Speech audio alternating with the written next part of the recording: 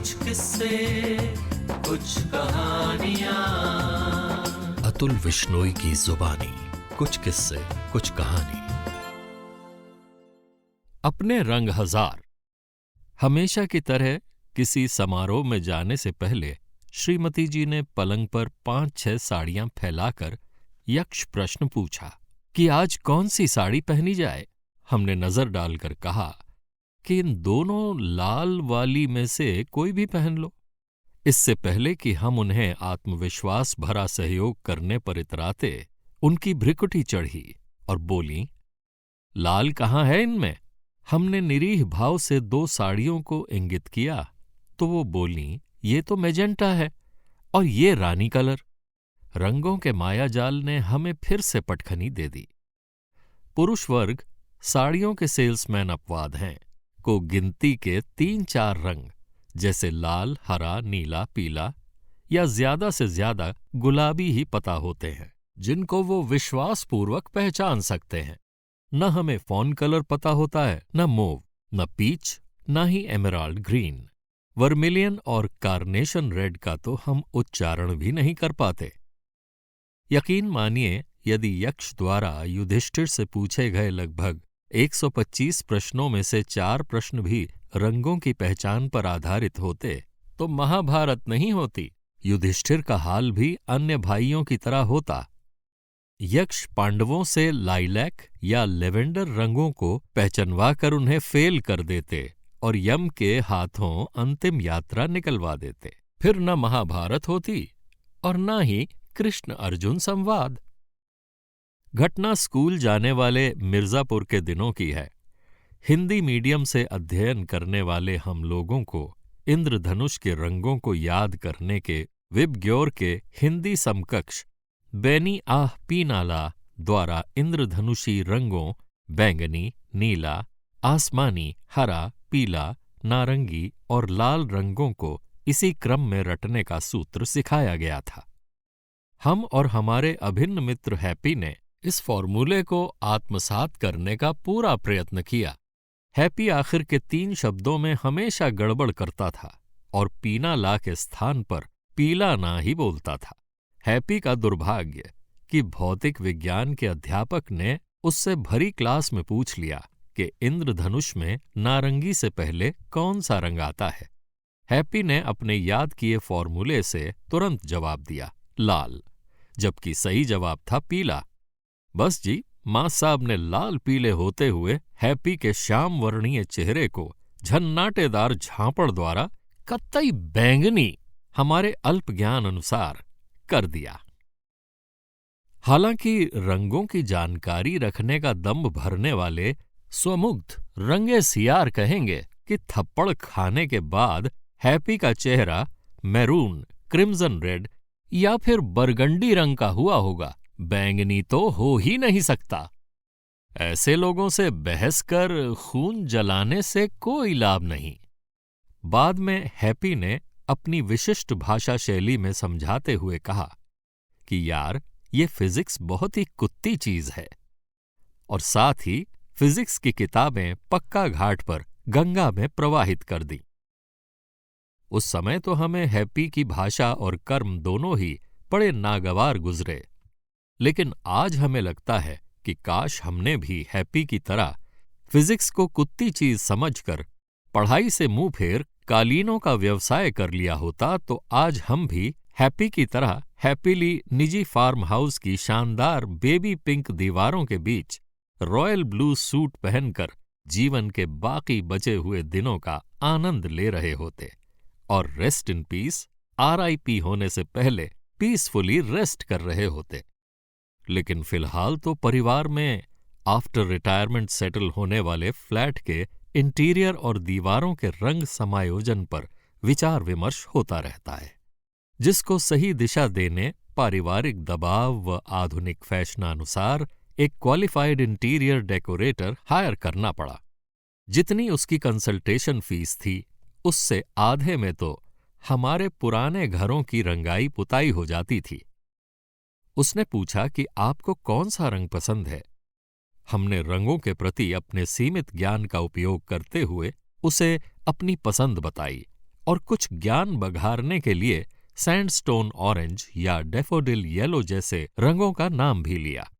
उसने शातिराना अंदाज में मुस्कुराते हुए कहा, ये सब आउटडेटेड हैं, और बताया कि आजकल flamingo pink, Ruby red, amber yellow, sapphire और मिडनाइट ब्लू आदि कलर चलन में हैं। विजयी मुस्कान से हमें देखते वो समझ गया कि इस ओल्ड स्कूल ऑफ थॉट्स को इन रंगों की हवा भी नहीं होगी और उसकी कंसल्टेशन फीस जस्टिफाई हो गई है। बात काफी हद तक सही भी थी। हमने उससे कहा कि मास्टर बेडरूम में सुरमई उजाले वाला रंग चाहिए और दूसरे बेडरूम में चंपई अंधेरा ठीक लगेगा। साहिर साहब के दीवाने हम यूं ही नहीं हैं।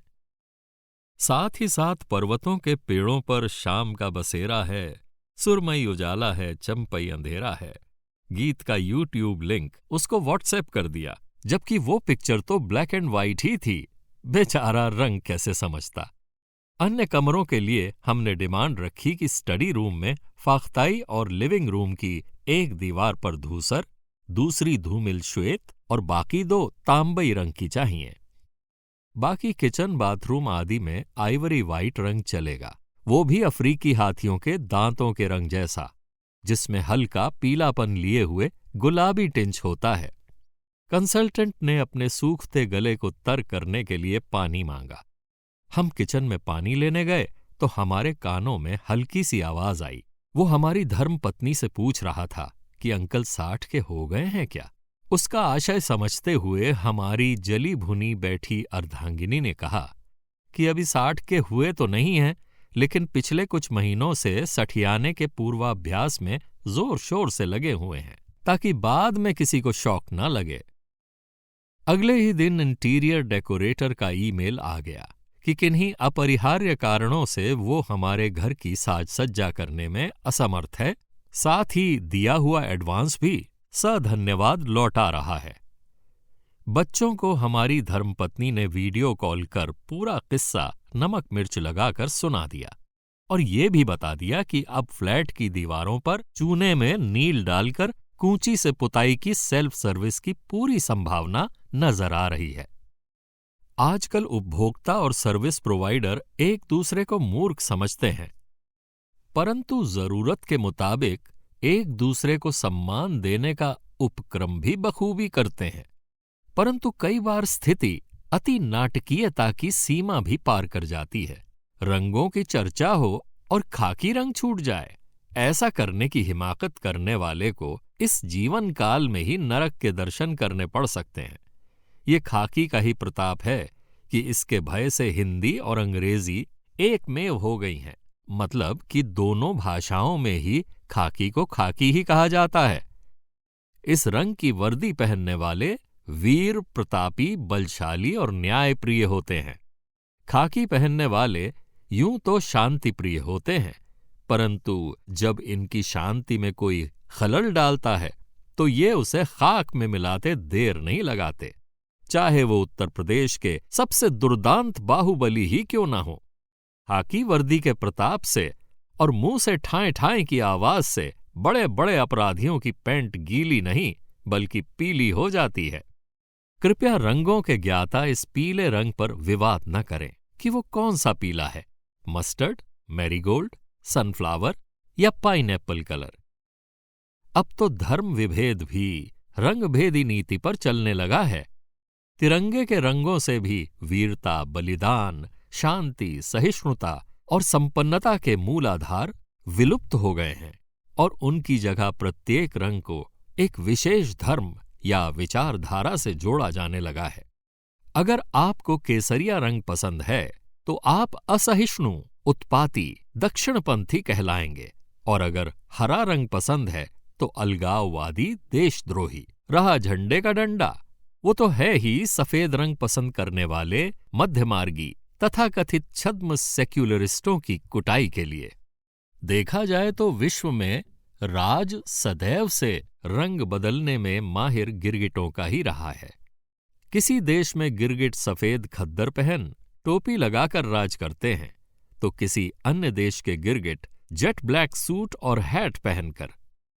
अपने चुनावी भाषणों में ये गिरगिट आमजन के जीवन में चटकीले इंद्रधनुषी रंग घोलने का वादा करके चुने जाने के बाद अगले 5 साल तक कालीमा घोलते रहते हैं। उसके बाद कोई नया चुना गया गिरगिट अपने बदलते रंगों के साथ वही सब कुछ दोहराता है। रंगों को उनके सही नाम से जाने या ना जाने, आप सबका जीवन आपके मनभावन इंद्रधनुषी रंगों से सदैव भरा रहे, इसी कामना के साथ लेखक अतुल गर्ग। ये कहानी अतुल गर्ग ने 18 सितंबर 2021 को लिखी थी और इसका संपादन उनकी प्रिय पत्नी मुदिता गर्ग ने किया है। तो लेखक अतुल गर्ग और उनकी प्रिय पत्नी मुदिता को मैं शुभकामना देता हूं और अपनी तरफ से इतनी सुंदर रचना लिखने के लिए बहुत बहुत बधाई। आशा है आपको ये कहानी पसंद आई होगी। धन्यवाद। कुछ किस्से, कुछ कहानियां। अतुल विश्नोई की जुबानी, कुछ किस्से, कुछ कहानी।